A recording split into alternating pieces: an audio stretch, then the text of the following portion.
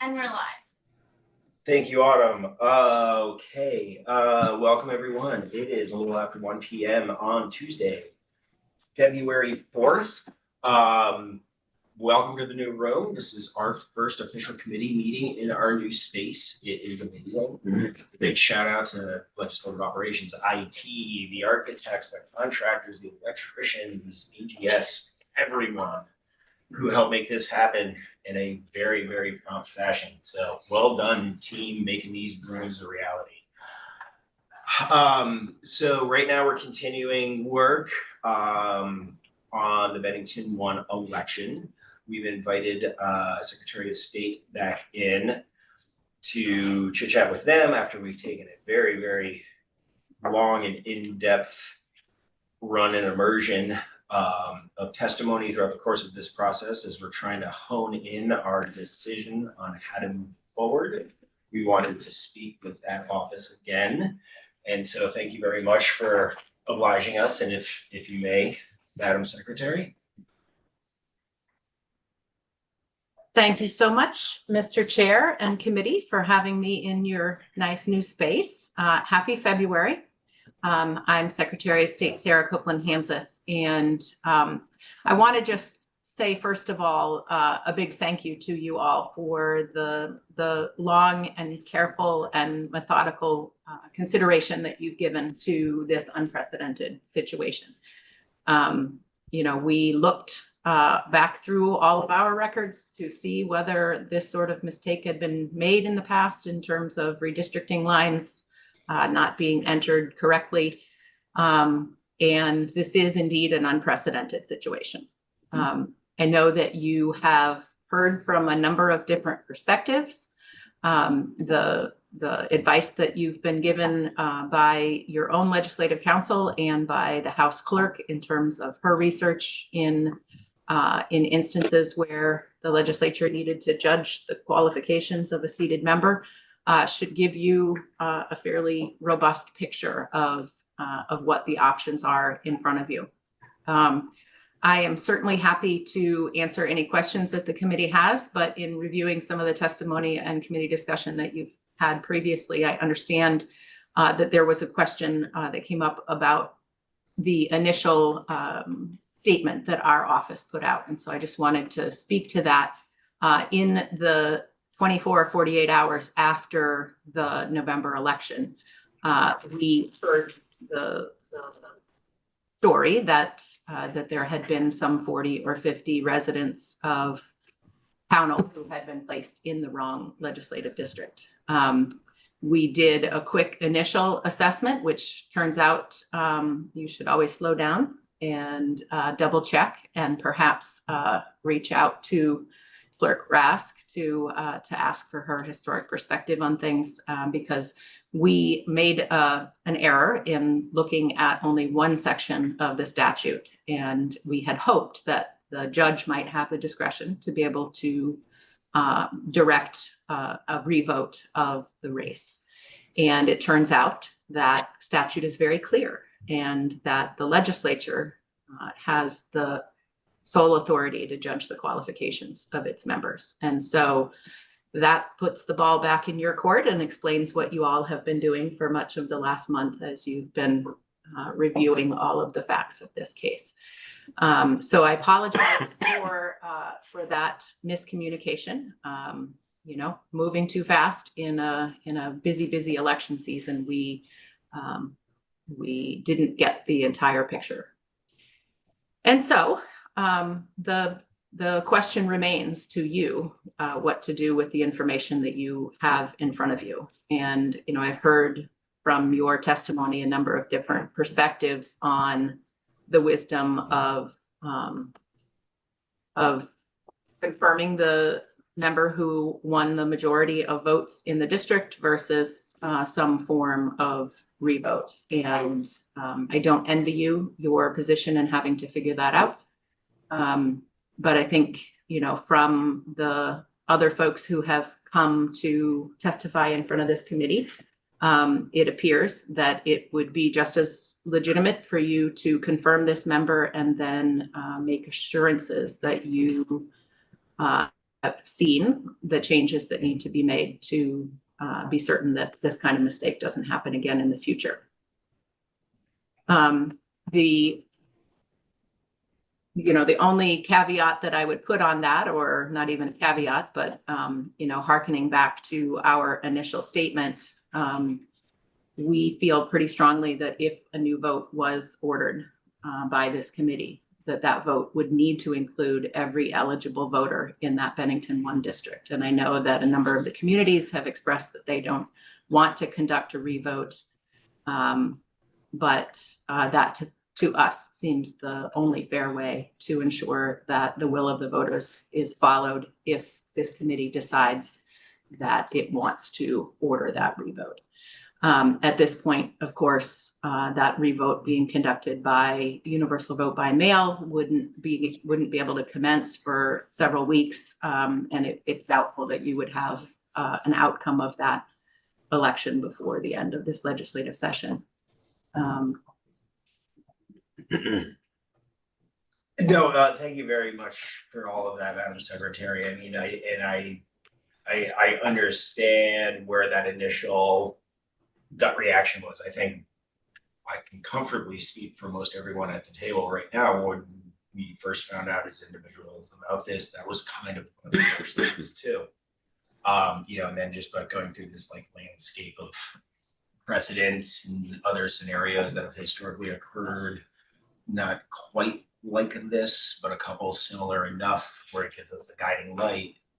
I think we're honing in on a decision here today. But I think that what you just laid out with that perspective is very helpful and really does fortify a lot of the other testimony we received from constitutional attorneys, former deputy secretaries of state, and a former secretary of state. So there seems to be continuity with that law. So I appreciate that very much. Are there any questions right now, Representative Waters? Thank you. Can you explain why we would have to do, if there were to be a revote of the district, why it would have to be done by universal vote by mail? Because the initial election was conducted by universal vote by mail, as is Vermont law. The general election is a vote by mail election. We think that the most appropriate way, if you were to decide you needed to do a revote, would be to conduct it in the same manner. Thank you. Representative. Thank you. Could you please just repeat what you said in the very beginning of your statement about the district that would need to be revoted if a revote were to be ordered? We feel that all eligible voters in the Bennington 1 district would need to be given the opportunity to vote. And, as was pointed out in committee discussion, that checklist might not be the same as it was on November 5th. And that was one of the striking things, right? Was because like election day is a moment in time, and recreating the emotions, the passions, the frustrations, and Even the campaign outreach that both candidates were doing in the weeks leading up to November would be challenging to recreate in an off-cycle election. And then if you're trying to make whole this group of people who were left mistakenly left out of the process, how much participation are you going to have? We see that with, say, school budget revotes, right? You see participation taper off consistently yesterday.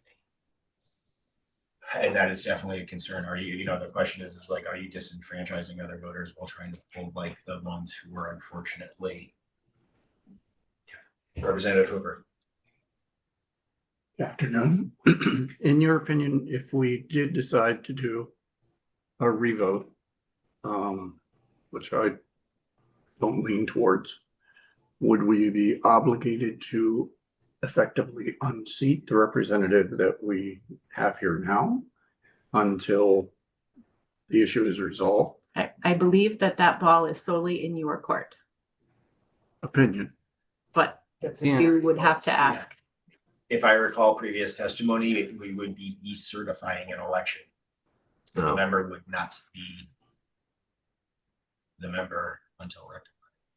Am I getting that correct? I believe that we are not vacating the It's not seat. vacated. We are, the person who's currently sitting in that seat would stay until there was a new election. And then, Yep. and then the Sorry. new person would just take That's what I that thought. person's place. Sorry, I misspoke. There will not be a vacant period. There will I'm never not be. looking for a resolution. I was looking for an opinion.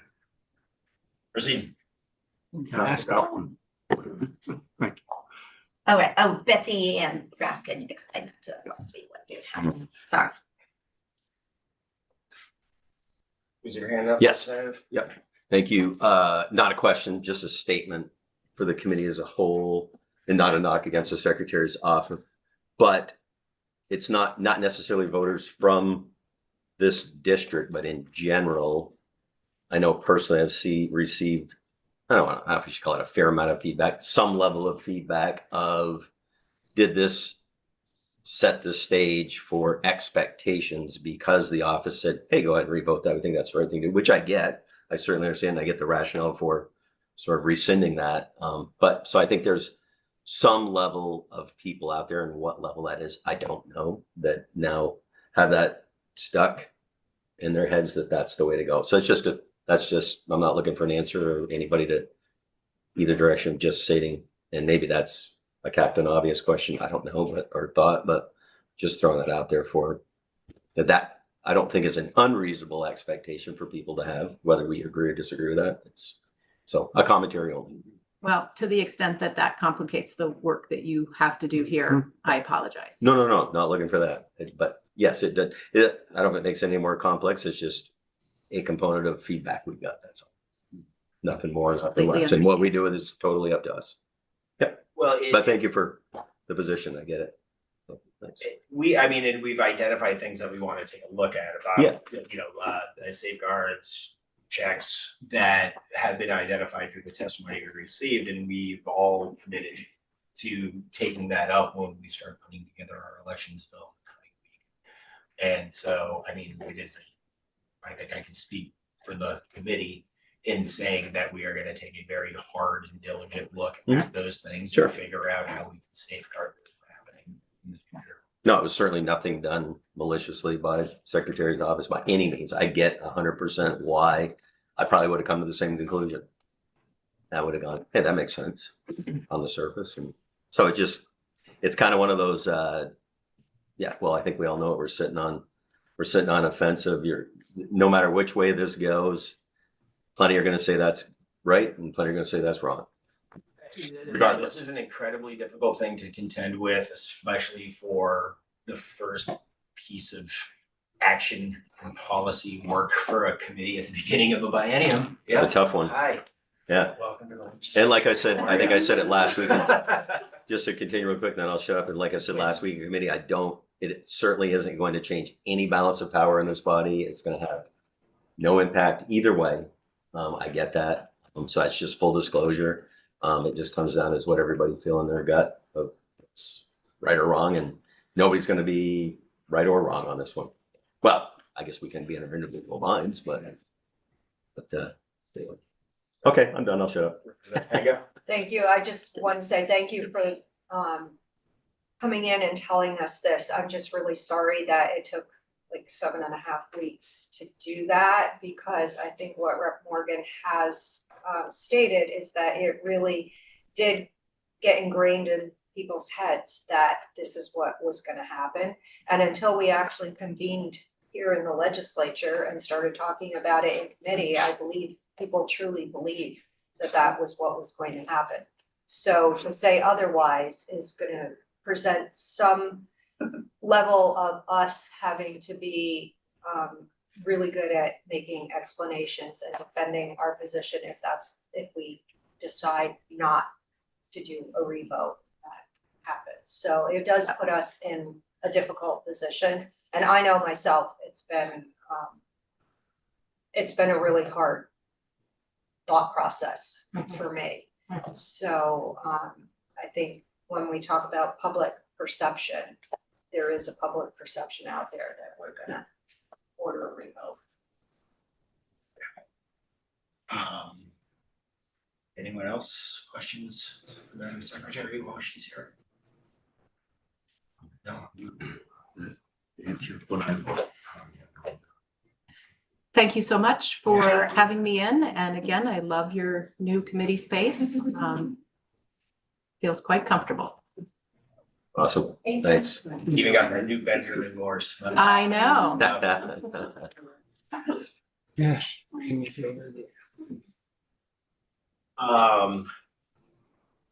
Okay, folks, next, we wanted to talk to Julie Weber again. And just get an understanding of where her sense is as we've been able to take a lot more testimony and deliberate amongst ourselves these past weeks. Julie was one of the first individuals we brought in for testimony.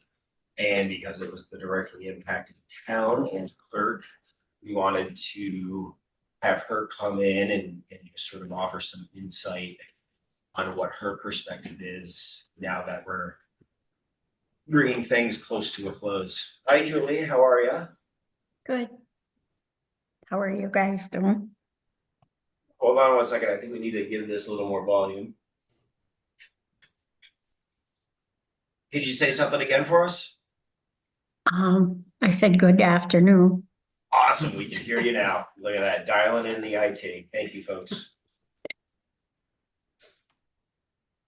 So Julie, we just wanted to, like, as I was saying before I introduced you, we just wanted to get your perspective on where we're heading towards a decision right now. It seems we're at a point right now where it is two choices of stick with the certified election results and retain the member and address the issues in a piece of legislation that'll be coming very soon, or a district-wide review as a special election.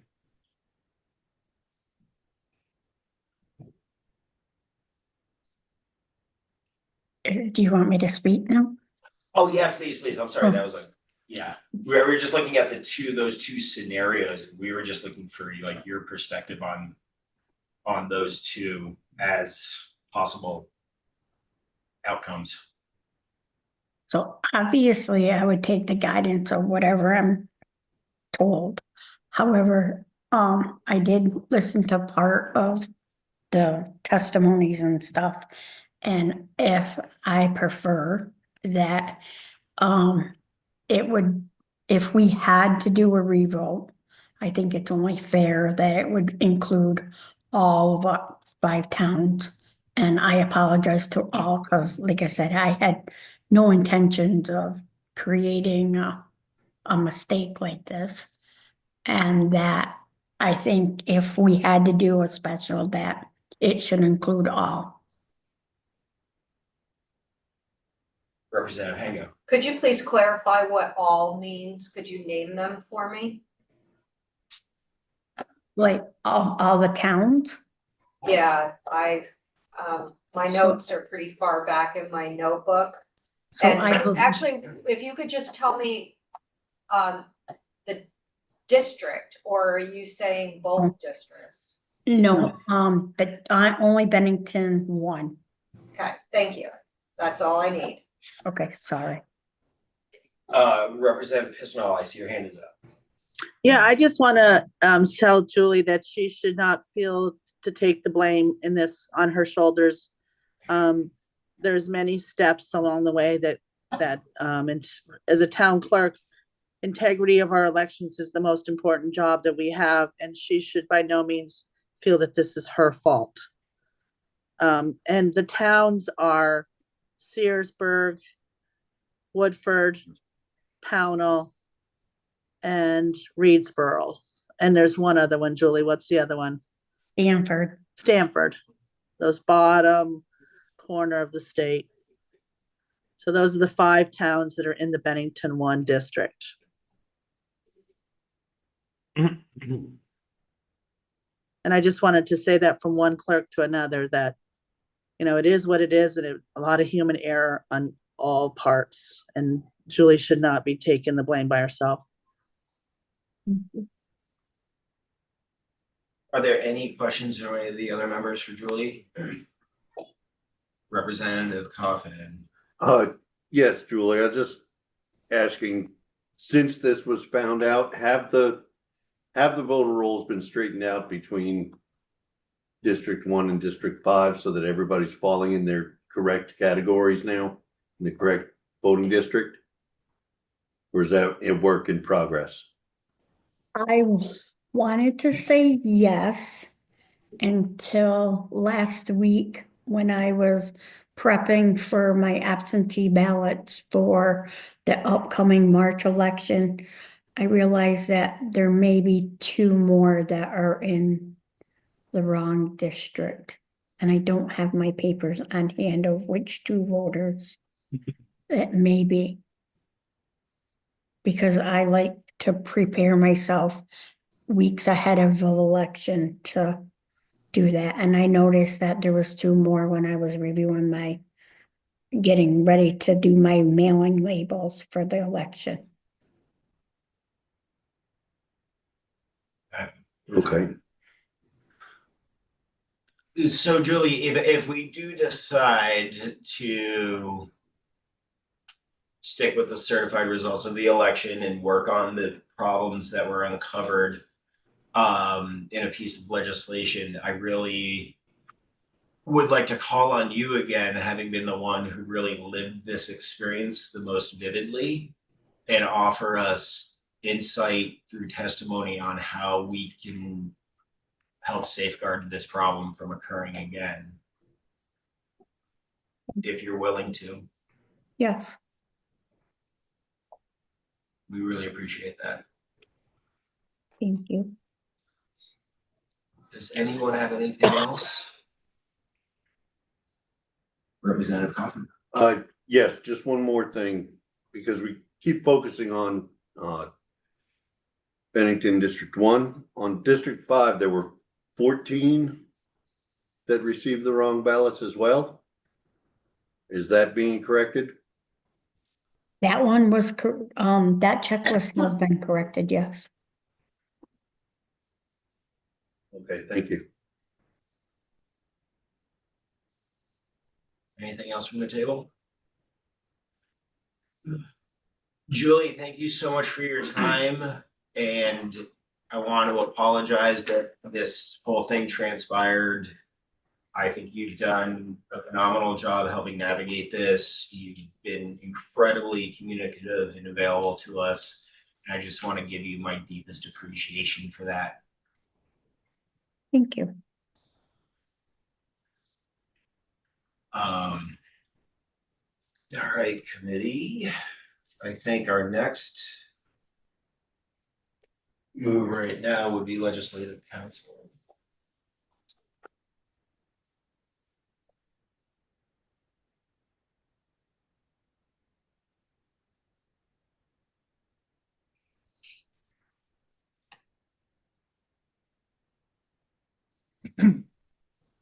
Good afternoon, Tucker Anderson, Legislative Council. I am at your disposal. Save it. Save it, it said. We like that.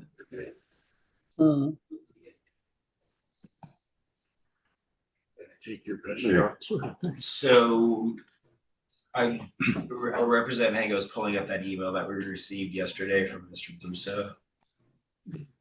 And we just wanted to get your legal opinion on that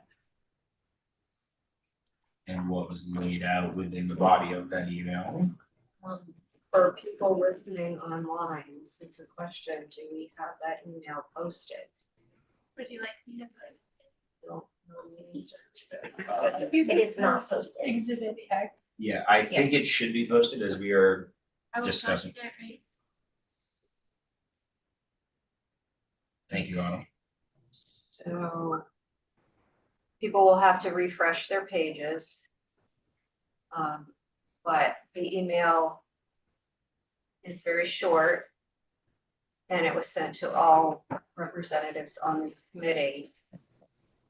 That Mr. Busa was hoping to hear mention and discussion with our legislative council. The bullet on page 2 of exhibit I about how could this election have been certified. And then he goes on to quote from the Constitution that all elections ought to be free and without corruption. So I think we need to learn what the legal meaning of that is before we even discuss that. So I'll start at the beginning of what was teed up there. There are a few stages where the results can be certified when we've gone through an election, a recount, and then a petition for judgment of the election and qualification.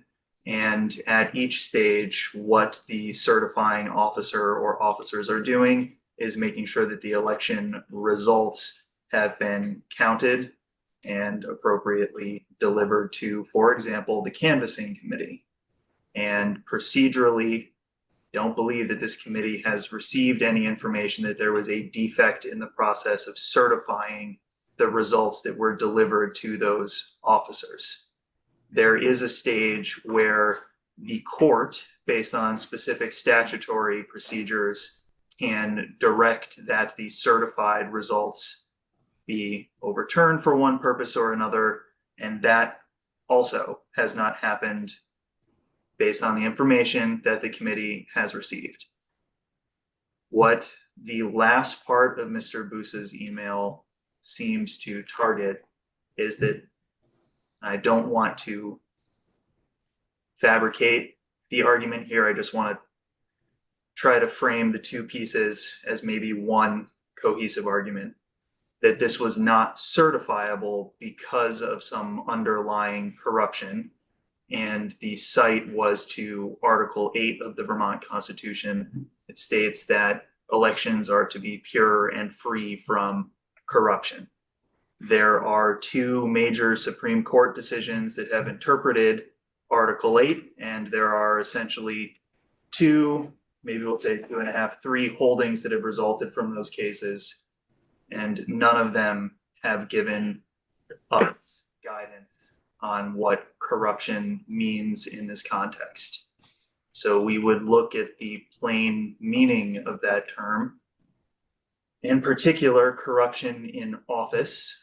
And we could look, for example, at common usage dictionaries from the time the Constitution was drafted. We could look at Black's Law Dictionary. And in each case, we're looking for intentional acts of malfeasance, where an officer or officers are profiting at the expense of the rights of another person or interested party. Based on the facts given to the committee in the Attorney General's investigation and the testimony that you've heard, I am not certain in my capacity as your legislative counsel that you have any evidence of corruption as that common term would be used.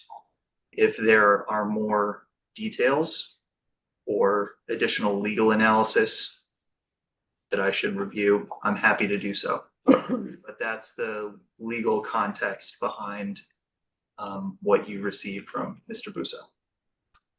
Thank you. Okay. Any questions from anyone for Tucker regarding this specific through line of our testimony?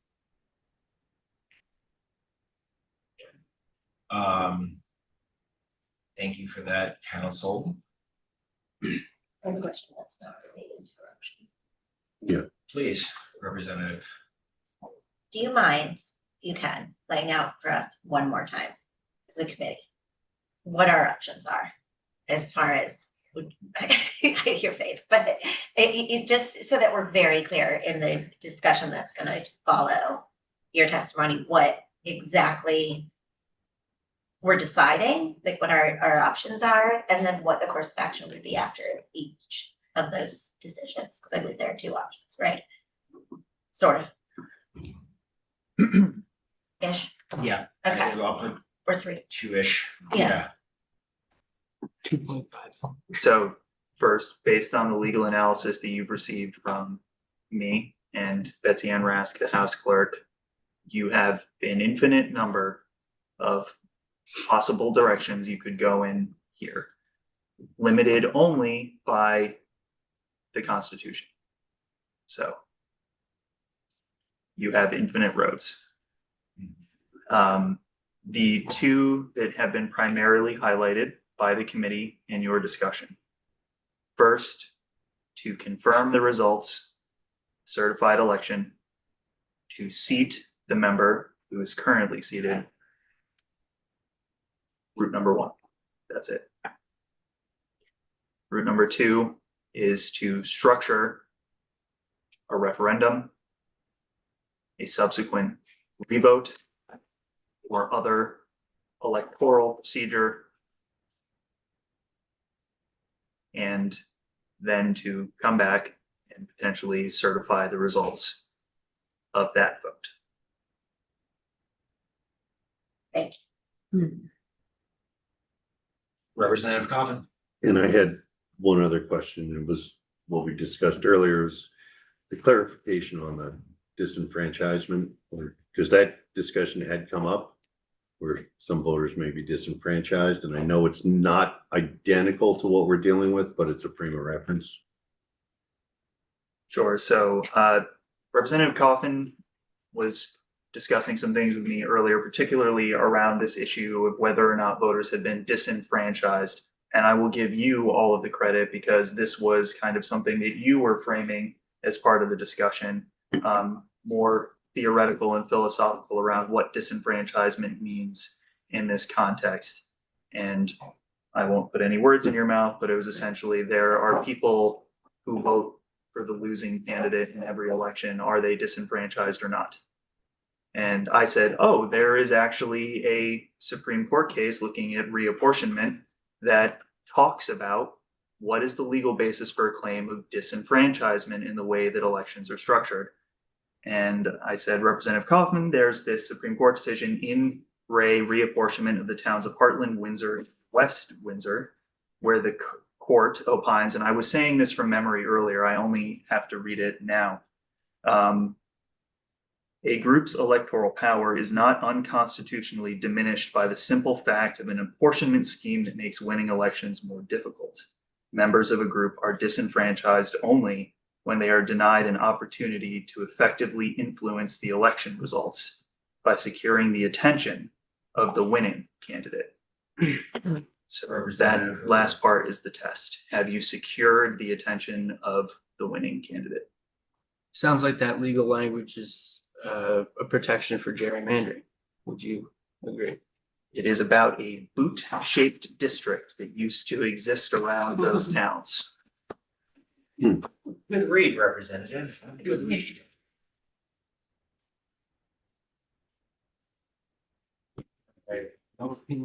Thank you for that education and context, Counselor. All right, does anyone have any other questions for? Thank you. Thank you all. Thank you for clarifying.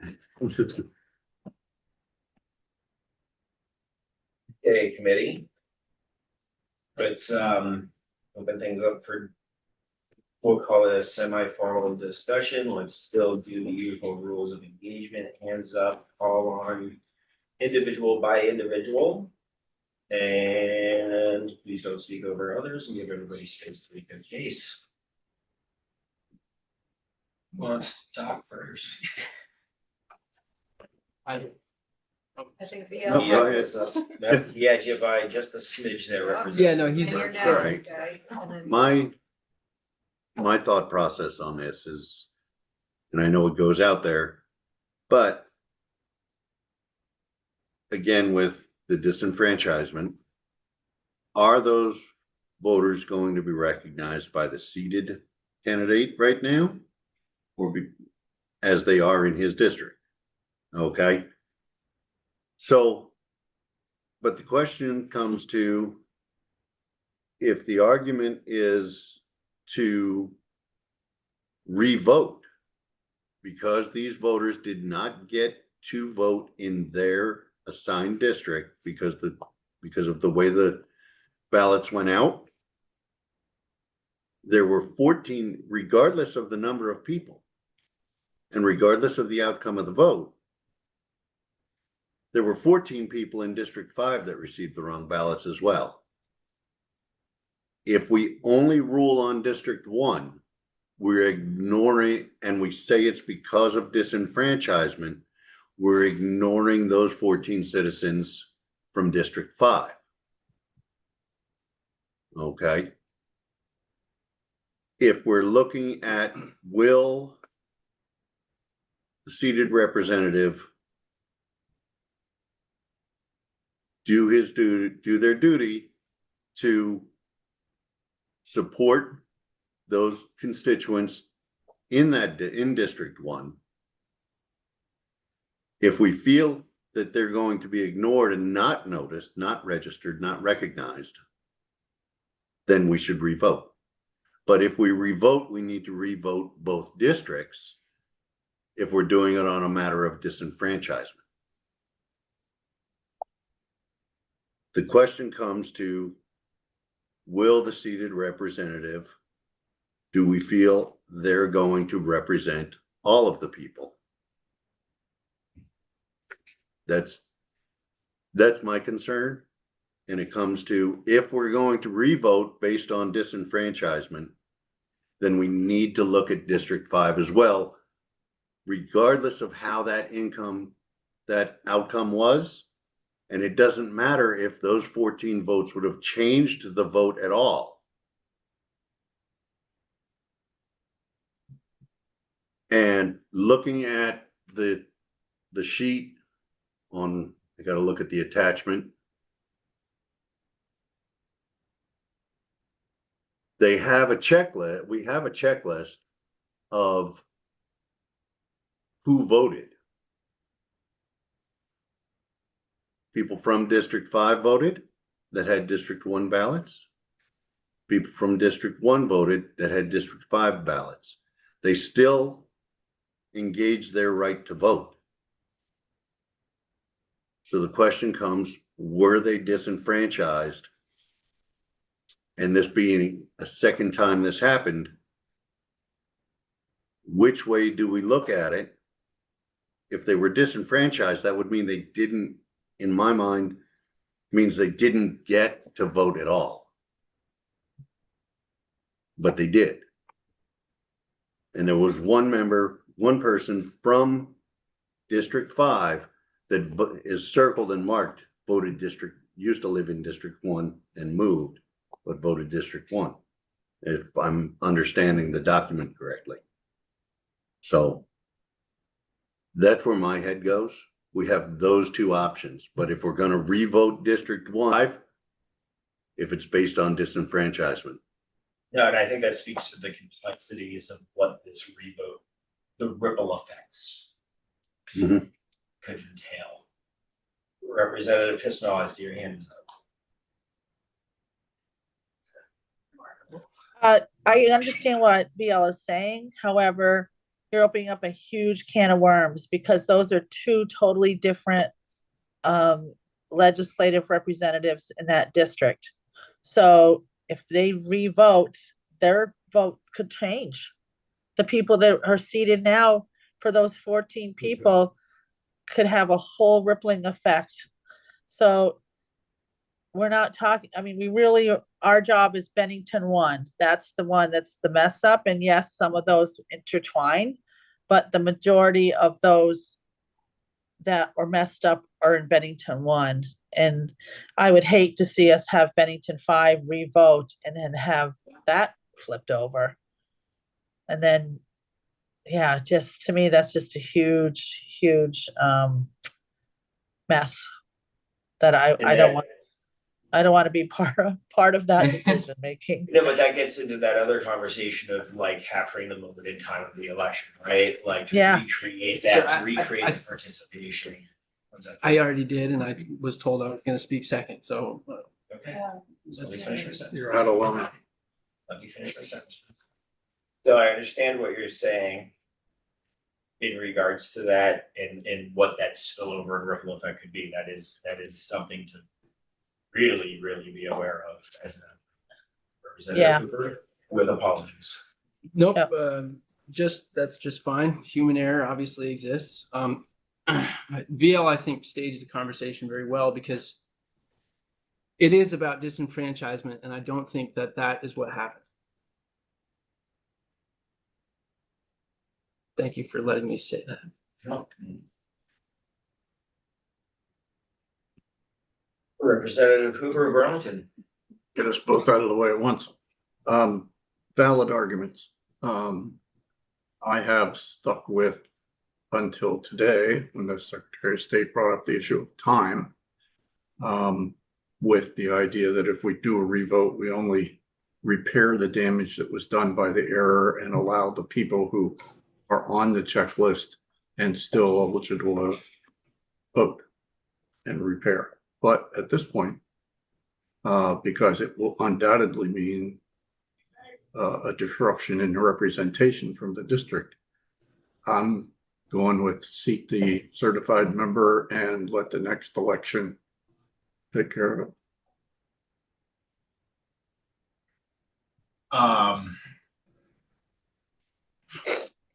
Does anyone else want to? Representative Boyden? Just with that, it's also important, I think, here to think about the factor of cost.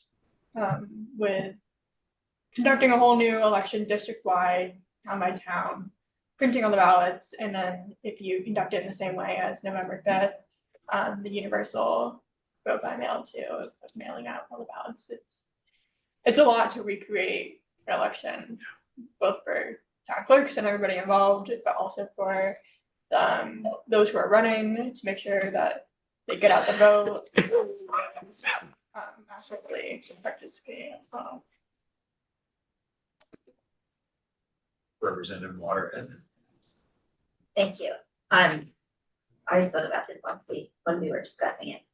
I don't think, I mean, if we had a time machine, we would probably go back and fix a bunch of other things first, but this could be like, maybe lower down on the list of just comparison wise if we're looking at everything, but we don't have a time machine. All we have is the knowledge that we have now to move forward with so that we can, repair if there's been damage done to voters in the way of making them feel confused or like their voices weren't heard in this really important, our right to vote and select our representation.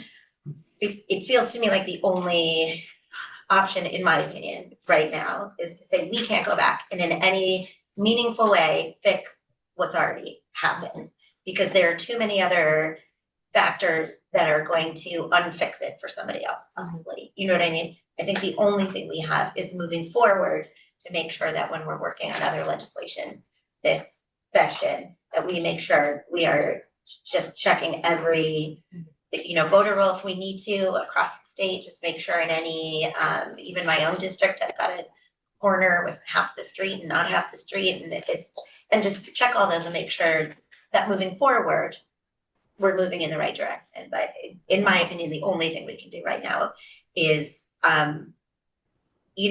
it was a certified election, say, yes, this was certified, we are going to stick with it and this person's going to remain seated and then we'll fix it going forward in future elections.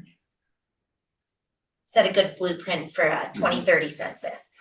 And I will agree with you that, like, from the testimony we heard, we couldn't recreate it even if we wanted to. Like, people have died, moved to Alaska. There's somebody missing in a storage unit or whatever. Like, we heard a lot of different things that prove that we couldn't go back and recreate the past even if we wanted to. And I agree that, like, the only thing we can do is move forward with intention and make sure that this doesn't happen again and work smarter, and learn from us. So that's also where I'm at.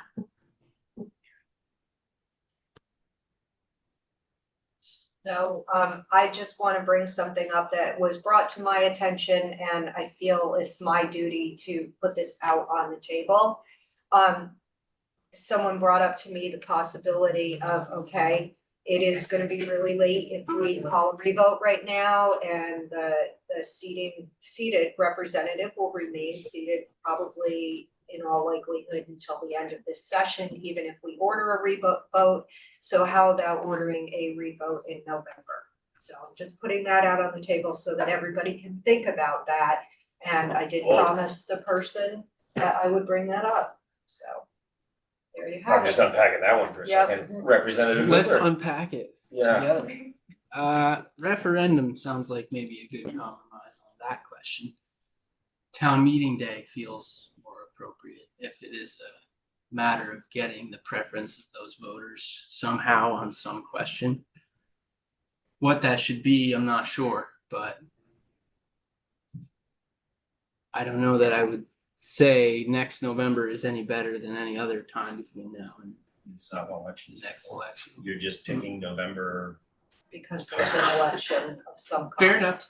She's staging. Yeah, no, but it's not like a hard and fast, like even year election cycle like us. Or with the presidential cycle, right? Like I get that but it's a very, very compact But it's a good, electoral punch list. No, it's an interesting. it starts another wing to this conversation, right? How do we make sure we get the preference, how do we give attention to the ones who I would say we didn't disenfranchise outright? They got to vote in other elections, but there is something amiss there, right? So how do we satisfy a certain level of expectation based on that initial statement you made, Representative Hango, about expectation? I think we can explore that and figure out a compromise. That's my prediction. Representative Pisnall, is that a hand from before or is that a new hand? No, it's a new hand, and I agree with what Jay is saying, and I think one of the things we do is when we start looking at election law, we start talking about when they do the redistricting in the future, no more streets are split in half. Either go from the north side of the road or from the south side of the road, but for those 5 or 6 or 10 voters that it's dividing on a street, it's not worth it. It's not worth the aggravation. If you live on a street, you vote in one district, regardless of on the north side, west side, or whatever. And I think that's something that we can fix when we go into the election law changes going forward, that this kind of stuff can't happen again. No, and that's where your lived experience, Representative, as a clerk for as long as you have done it, is going to be extremely valuable with helping us shape those decisions. Representative Hango. Thank you, and I just want to say that regardless of what the outcome is, whatever we decide on doing in this committee, we are all committed, and I think I've talked to enough people to know we are all committed to righting what has been wrong with this. Absolutely. So thank you.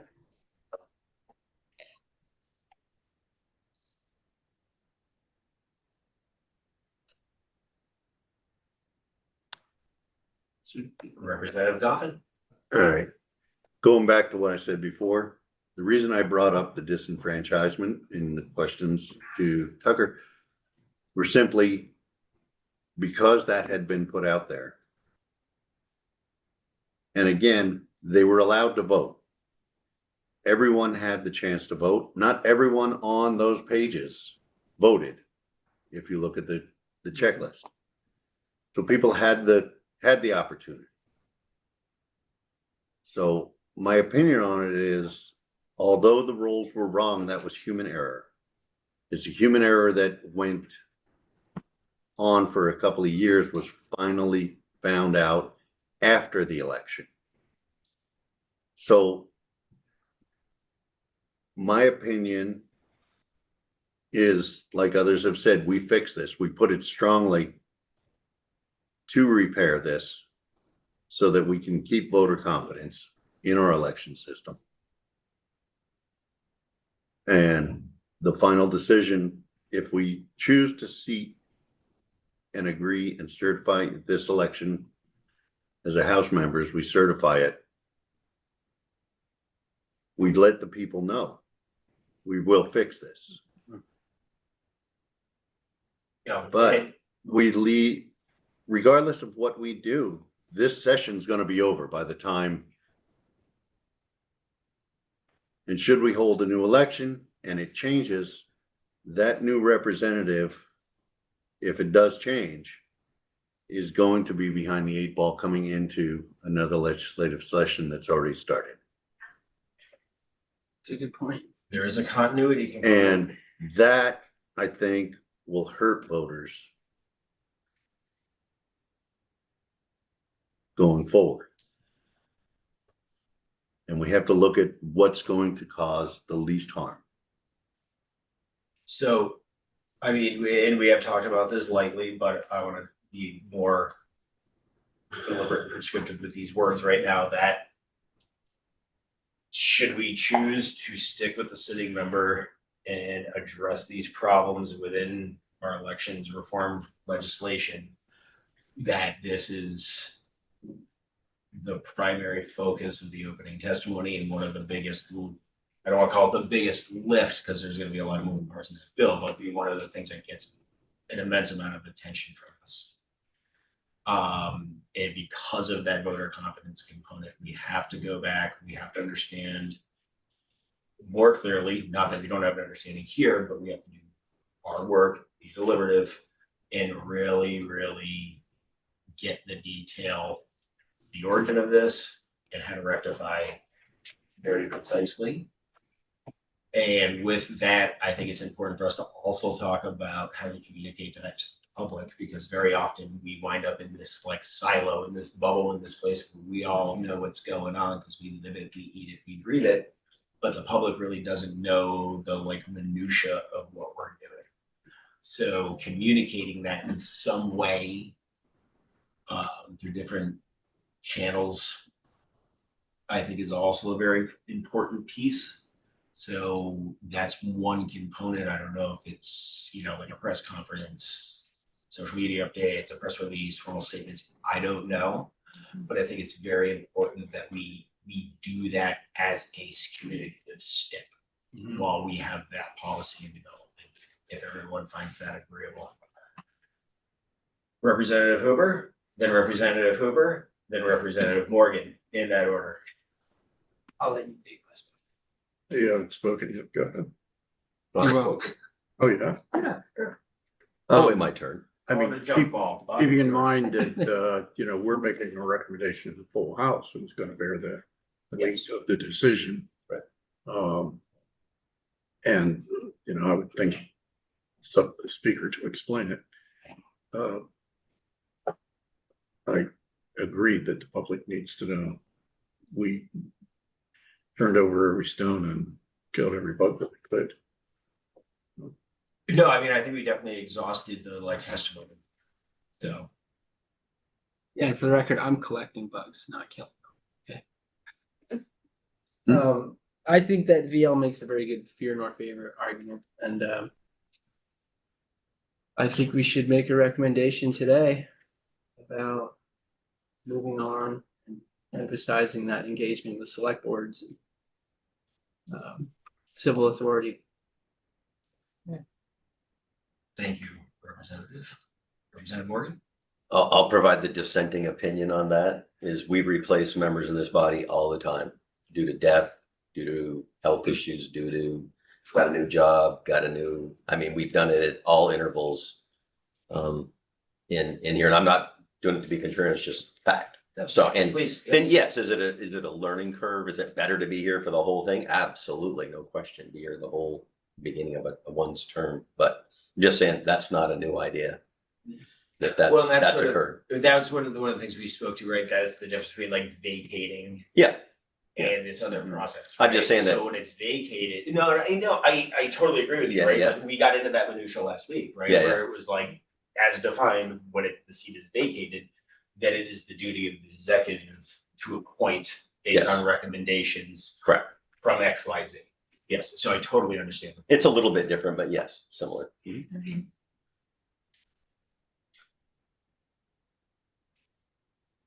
Speak now. I think we've exhausted it. I think so too.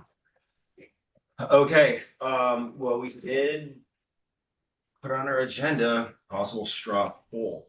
So I would like to move forward with the straw poll, informal vote of the committee to ask legislative council and the clerk of the house to begin drafting language for us to report as the committee recommendation that we affirm the certified results, that the seated member is retained, and that we address these problems as we just spoke to in our forthcoming election reform bill. Is that a second? Do I have to second with a straw poll? I'll second the straw poll Or shall I just in second the case. straw poll? Just in case. And Sandy, straw poll, Yes, absolutely. that's one. So these are the yays. Is there a nay? We have one nay. We have 10, 1, 0 on the straw to move forward. Representative Morgan, your hand And is I up. know it's not traditional, but I'll explain my vote like we do on the floor. Please. Is due to the various things that I've spoke to. And I know we're as collectively as a committee saying disenfranchisement doesn't count, but I've received enough feedback in general. And I'm not from this district, and I've been very clear about that, but in general, people going, boy, I really think you ought to take a look at that. And I don't disagree with it. I see both sides. I could go either way. Mhm. I just want to be that, I guess if you're looking at like a Supreme Court decision, like I said to you the words earlier, I'll be the dissenting vote. Just to throw that out there and, but I could be convinced either way, but nobody's gonna twist my arm. But, No, and we still have some more work to do Yeah. on this. Yeah. You know, that was just a informal straw Yeah. poll. Yeah. We have, I want to be that voice. yeah, no. And I absolutely understand where you're headed, Representative. Yes. All right, we have done phenomenal work on this. Like, I really couldn't be more proud of this group. This is a hell of a chunk of subject matter and responsibility to take up the second the gavel go bang on the opening of a biennium. Mhm. Madam Secretary, thank you for your time. Thank you. Appreciate it. Representative Hango. I just want to underscore the importance of having a dissenting opinion also. Yeah. I think it's really important. We need to hear all sides of everything that we do in this room. So I really appreciate that. Thank Yeah, you. like I said, I think I'm just doing that writ large for the state of Vermont to be that dissenting piece. Thank you. Doesn't mean I'm right or wrong. You can all still love me. Yes. The depth of my love for you, Colonel. Okay, so with that, folks, But before, sorry, Representative. congratulations to you for Yeah, job well done on the thing smooth landing. overall. This is not easy. So- No, it's been, and we've spoken about this too, like I had my head in this detail for a period of time before we were formed as a committee and officially charged with this. So I appreciate you folks understanding that I had just been able to digest things for a little bit longer. And that's why I wanted to really move slow, not irresponsibly slow, but pragmatically paced. So Yeah. everybody had time to take these big chunks and digest it and think through the steps. Because we are setting a modern precedent to a very, very big decision. And We all have to understand the gravity of the choice. And finally, I would also want to second the sentiment of Representative Pincinot about the people on the ground level. We don't resent them. We don't judge them. Mhm. We appreciate them. There, no winners or losers in this. Well, and our next step is to make this so it is not an occurrence that happens again. And understand how we can support them in executing the elections process. Voting public at large. Which is a great tee up for our elections reform bill as a general working document, Representative Morgan. Just as a thought going forward on it, I suspect it's on other people's brains, and we've talked it collectively as a group, I think to a degree, is a possible audit of the whole state to make sure we don't have another, because I agree, I don't think we should ever see a reapportionment going down the middle of a road. I can show you in my town in Milton, one of the other districts I'm not in has got that. I mean, literally there were yard signs for one district on one side of a road and yard sign. You want to talk about, I had people calling me up going, in addition to not only seeing two different sets of signs for two different sets of electable reps, Like calling me going, mailbox. literally Yeah. people calling, and again, districts confuse people anyway in general, but going, how come your sign's not out there? I go, well, it's not my district. But so, I mean, this stuff is confusing at best and it doesn't mean voters aren't intelligent and don't educate themselves. I think that we have to knock off some of this confusion. I think that might be one place where we can knock some confusion off. And it's nobody's specific fault, but there gives us something to be mindful of as we move forward.